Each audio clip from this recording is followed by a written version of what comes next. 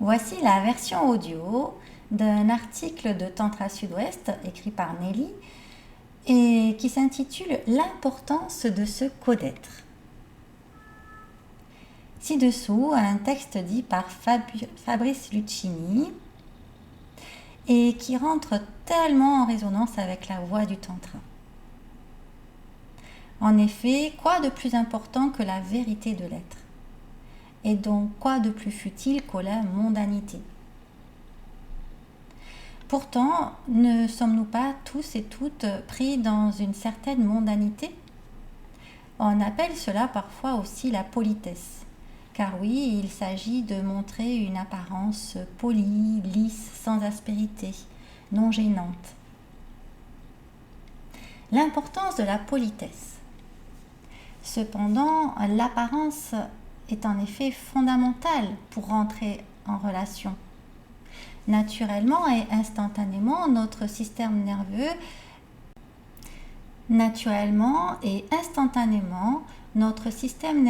est plus ou moins tranquille ou stimulé en fonction des signaux perçus de la part de l'autre et de comment ils sont traduits en fonction de mon propre passé.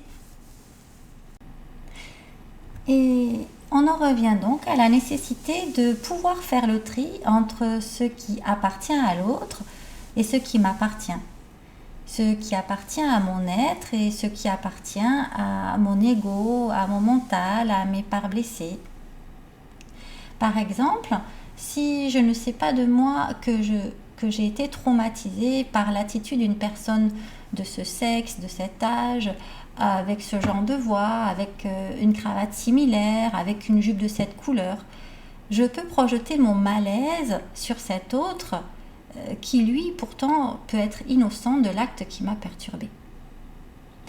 Alors que si je me connais suffisamment, que j'ai conscience de cette blessure, cette nouvelle relation peut éventuellement, au contraire, m'aider à trouver à nouveau davantage de paix. D'où la nécessité de me connaître, me reconnaître autant que possible, sans pour autant m'enfermer dans des croyances, des clivages qui limiteraient mon expansion. Ainsi, je pourrais choisir, en connaissance de cause, ce que j'accepte de vivre dans cette nouvelle relation, voyant ce sur quoi j'ai besoin de mettre du baume et me garantissant par une meilleure vigilance détendue à chaque instant que je ne subirai pas encore quelque chose qui rajouterait à mon trauma.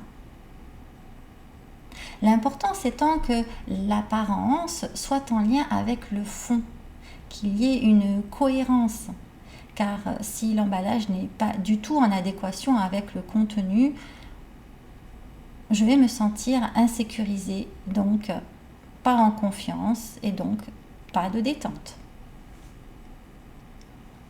Il s'agit de se connaître, se reconnaître, sans pour autant donc s'identifier, se croire limité à ce que nous percevons à ce moment de nous-mêmes, sans s'empêcher d'évoluer et de s'adapter au flux du présent, sans cesse renouvelé. L'utilité d'écouter le plus souvent possible ce qui se manifeste à l'intérieur et à l'extérieur de moi, sachant que tout est lié. Naturellement, je réagis tout le temps. D'abord instantanément, puis après réflexion. Mes sens m'informent et automatiquement sont générés ou réactivés d'autres sensations, des émotions, des sentiments, des pensées, des paroles, des actes physiques.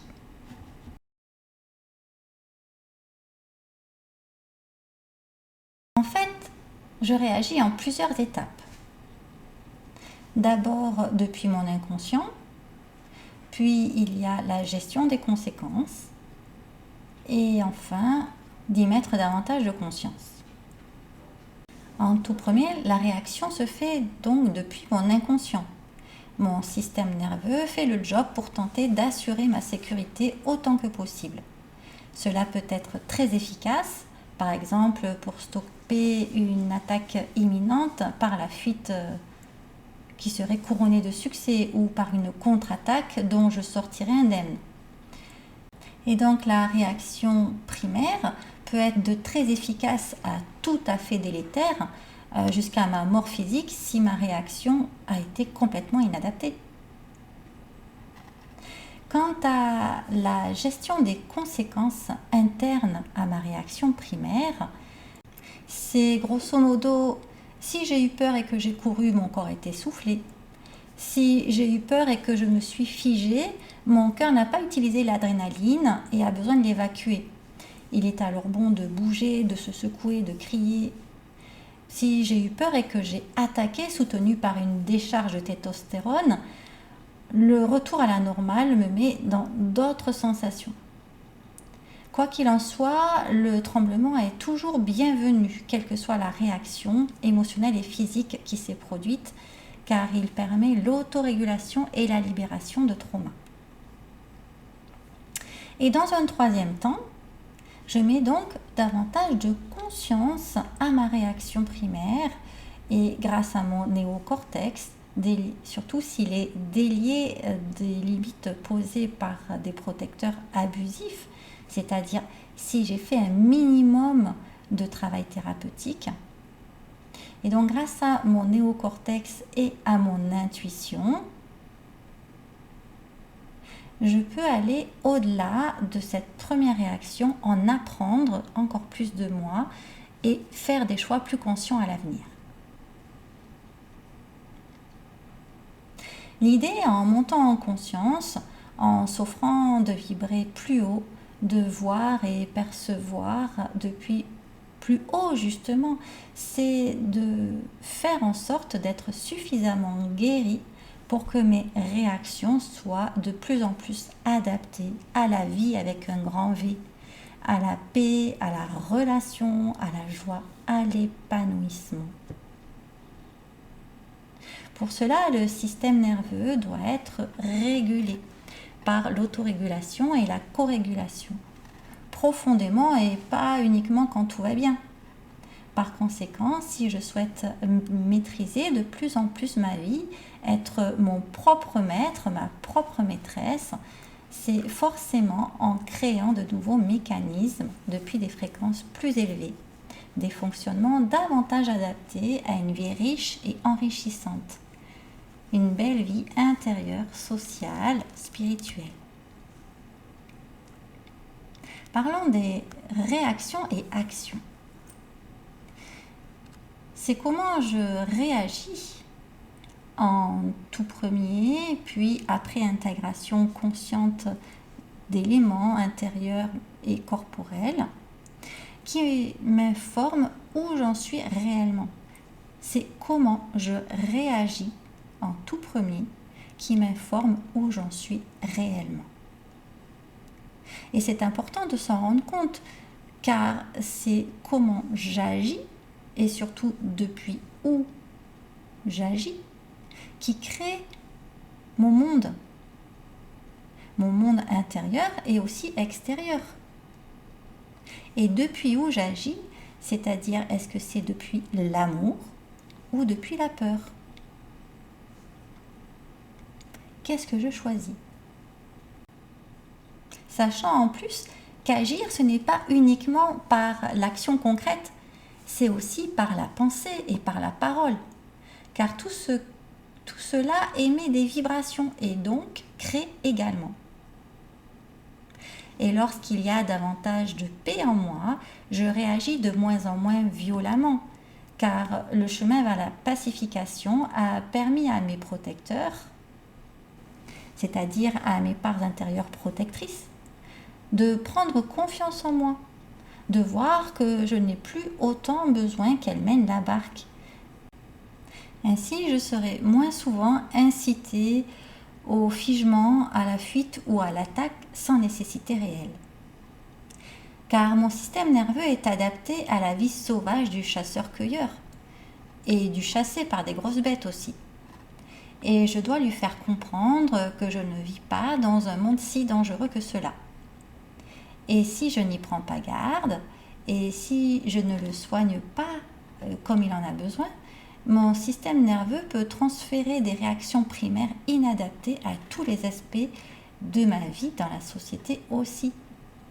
dans la crainte d'être exposé ou critiqué, jugé, ou de ne pas être vu, ou de ne pas être respecté, reconnu, ou de ne pas être inclus. Toutes ces choses qui, en fait, ne sont pas si dangereuses que ça. Et le cortisol peut nous envahir et créer des troubles psychiques et physiques, particulièrement des inflammations. Or, ces trois réactions à la peur, le figement, la fuite, l'attaque, sont différentes formes de dissociation.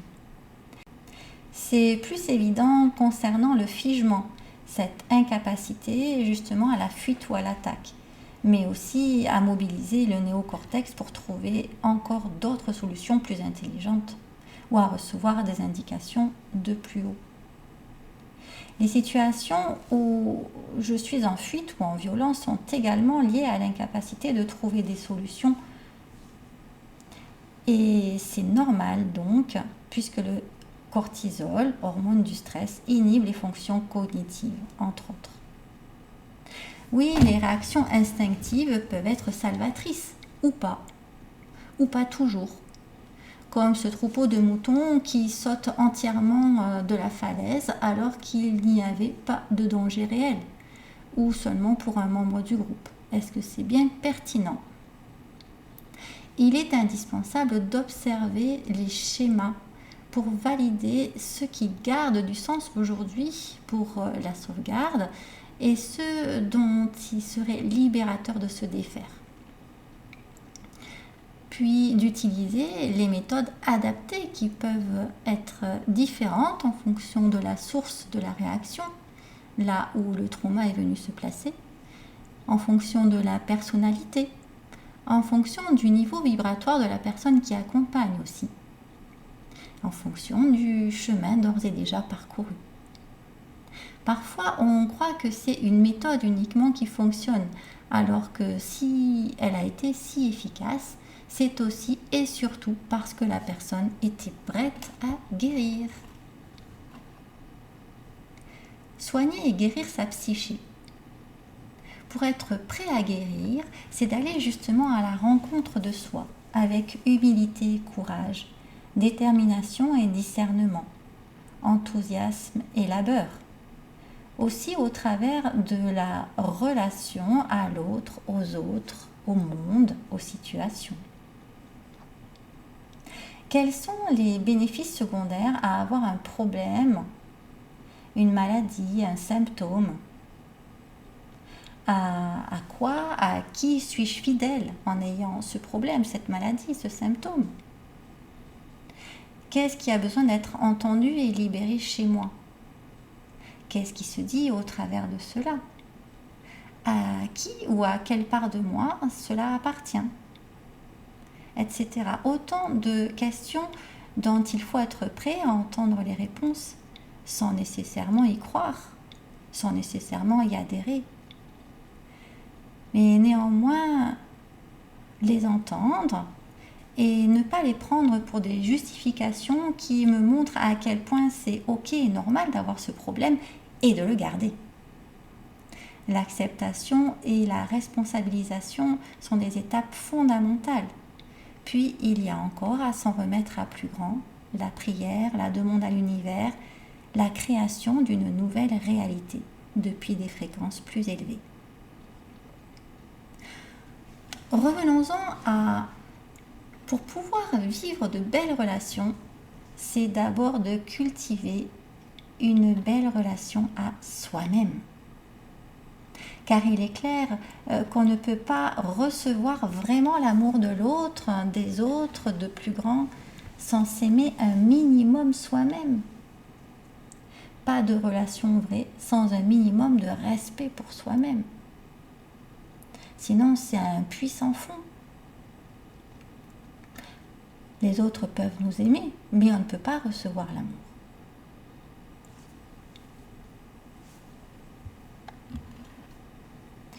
On ne peut pas vraiment aimer l'autre, les autres, le monde, si on n'a pas du tout conscience de sa propre valeur.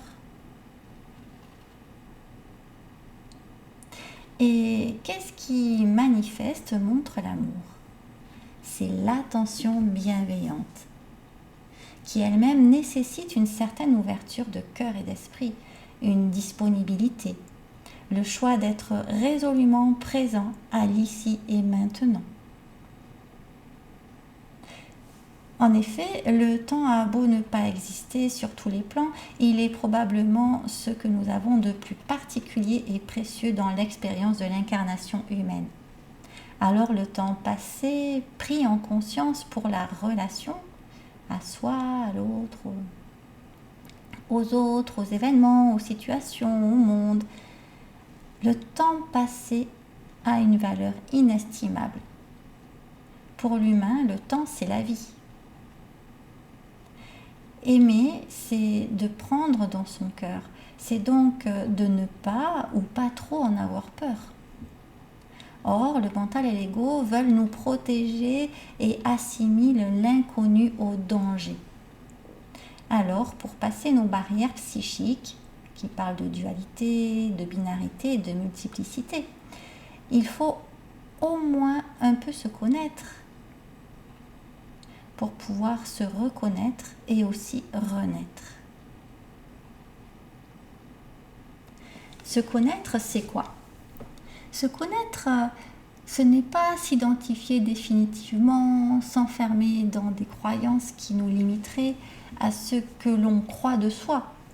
Se connaître, c'est être suffisamment à l'écoute de soi, en observation de ses fonctionnements, mécanismes, pour pouvoir s'accompagner en autonomie et être de bonne compagnie pour que les autres aussi puissent nous accompagner.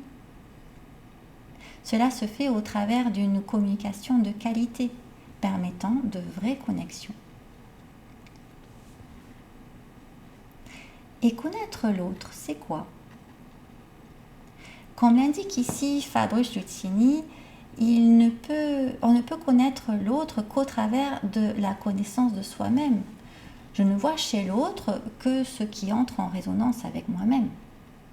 Alors il est vain de critiquer les gens, les autres, la société, ceci ou cela, en croyant que je suis exempte de ces défauts-là. En fait, ce que j'en critique fait partie aussi de moi, puisque tout cela fait partie de ma création, en grande partie inconsciente bien sûr. Chacun peut se rendre compte que nous avons tous des mondes différents, que nous percevons tous de manière différente un environnement ou un événement ou une situation, une personne, pourtant factuellement identique. Entre parenthèses, d'ailleurs bien souvent ce que je reproche à l'autre, l'autre pourrait me le reprocher aussi, ou me reprocher l'inverse. Car il semble que ce qui nous attire et nous irrite soit justement nos propres qualités en excès, ce que l'on appelle défaut, ou ce dont nous manquons terriblement. Par exemple, lorsque m'est reproché d'être trop laxiste, ou à l'inverse trop rigide, c'est que la personne qui le dit a elle-même un problème avec le laxisme ou la rigidité. Pourtant, cela n'empêche pas que peut-être j'ai aussi à revisiter et équilibrer cette qualité en moi. Et l'étape suivante, c'est j'accepte ma vulnérabilité et ma puissance. Parce qu'en prenant ma pleine et entière responsabilité dans ce que je projette sur l'extérieur, en comprenant et en assumant que cela parle de part de moi qui demande à être rencontrée et libérée, équilibrée, placée au bon endroit pour elle, et donc pour l'ensemble, je reprends conscience de mon pouvoir personnel. Je suis tout et partie du tout, au centre de mon monde. Nous sommes un.